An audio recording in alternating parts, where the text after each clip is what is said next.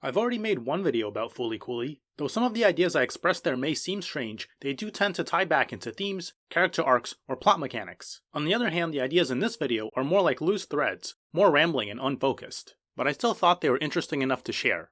So let's get to it. One thing I noticed is that Amuro and his people seem to be acutely aware of violence against machines, at least ones of terrestrial origin. Amuro first shows up when Naota hits a vending machine, and later interrogates him after he's involved in breaking the Kamon bot. After hearing the evacuation announcement, Haruko rushes home, drives into the store, and runs over the Kamon bot. I believe her intention here was to get Amuro's attention so he'd show up and beg her to save the town. But this didn't work right since the bot already got destroyed earlier and Amuro had already showed up. Naota begins to relay Amuro's request, but Haruko already knows what Amuro wants, down to the hometown fan phrasing, which Naota didn't even repeat. She always intended to give Naota a chance to swing the bat anyway, this was just her trying to make it look like she's not pulling the strings. What's the significance of this focus on robot violence? I honestly don't know. Maybe it's some commentary on the idea that the most valuable product of humanity is not considered to be the humans themselves, but the machines they've built. The orbital bomb Shiosaki is an example of the extreme measures available to Earth's robot violence watchdogs. Shiosaki is beaten back by hitting it with guitars. For once, Kanti doesn't do the fighting. That's because Shiosaki didn't come out of Naota's head. Kanti is an idea from Naota's head and can grapple with other ideas, other robots from his head. But if you want to change the outside world, you need a guitar. That's why Kanti can't be the one to hit the bomb. Similarly, the gunbot representing Naota's arrogance is not purely a concept inside his own head, but is also based on how other people think of him. Kanti can't change how other people feel. A guitar is needed for that. That's why Atomisk's base is used to defeat the big handgun bot. I imagine Atomisk wields huge influence over the world around him, and on people's hearts, by using his base. Speaking of Atomisk and his base, we get two different visualizations of Atomisk. One is a big bird-like creature, another is a sort of Ganondorf guy that accompanies Amuro's description. I'd be pretty willing to believe the humanoid version is just a misconception on Amuro's part, if not for the base. Maybe I'm just lacking in imagination, but I don't know how or why this bird would ever use a base. So there's some plausibility to this human shape. Here's a funny idea I had.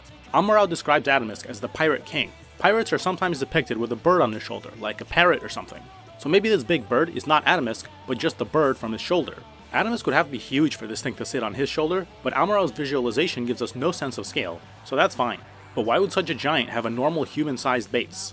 Well, in the same episode, Haruko pulls a tiny guitar out of Amuro's head, so it seems like guitars can change size based on the portal they're being pulled through. So I believe the real Atomisk has an appropriately huge base, which Kanti scaled down when he manifested it. The idea that Medical Mechanica did not manage to capture Atomisk himself but only his bird is also a bit easier to swallow. Note how, whether bird or Pirate King, Atomisk has these prominent green stripes. He's not pure red like Naota is when channeling Atomisk. I've said there's a big red versus blue theme going on, but there's much more color symbolism you can dig into. The third color I look at is not even green, but yellow. This shows up on things like Haruko's Vespa and gloves, her eyes, the iron most of the time, the grown terminal core. I think it represents something like pragmatism, pure utility. When reason, blue, is mixed with practical application, yellow, you get green.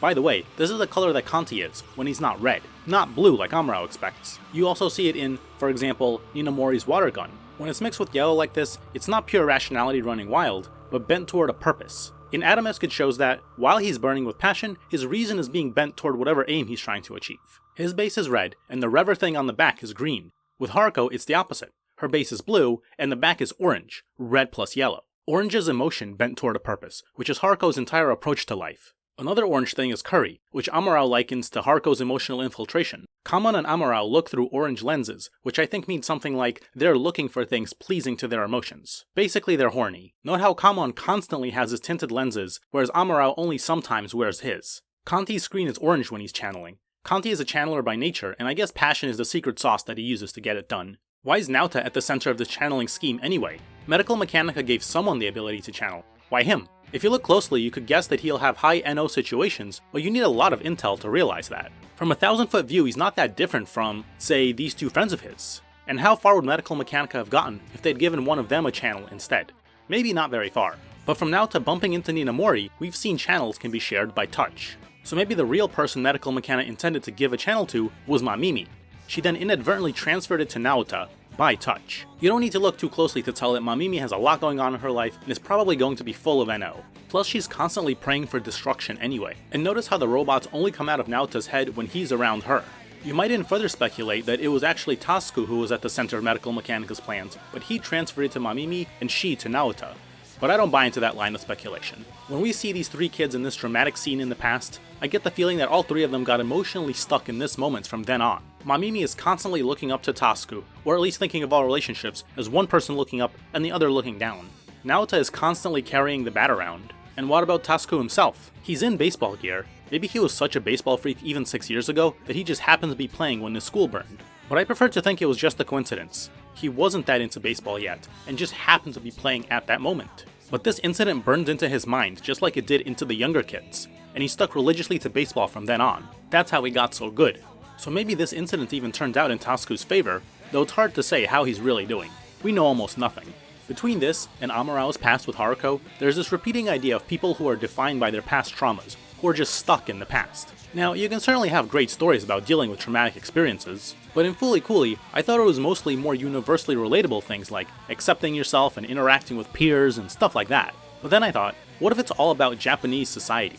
This school burning down and marking these kids forever could represent the nuclear bombs dropped on Japan at the end of World War II. Relating to World War II could also help make sense of some bizarre visual references you see during the show. So maybe the show can be taken as some sort of commentary on how Japanese society has proceeded since then, and how it's going in the modern day, or at least around the turn of the millennium when the show was made. Will Japan become a pure blue island?